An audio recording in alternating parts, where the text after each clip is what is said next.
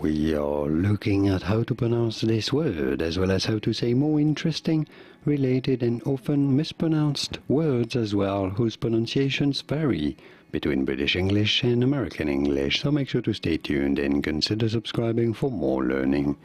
In British English, this is normally said as maritime, maritime, with an emphasis on the first syllable and a ma sound. In American English, however, this is usually said as maritime, maritime, as in a maritime climate in American English, or maritime climate in British English. And now you know it all. Did you get this? Was this any helpful? Let me know in the comments and by using the like button. Thank you kindly for your support. Here are more videos on how to pronounce more interesting words and names whose pronunciations aren't always obvious. I'll see you there to learn more. Thanks for watching.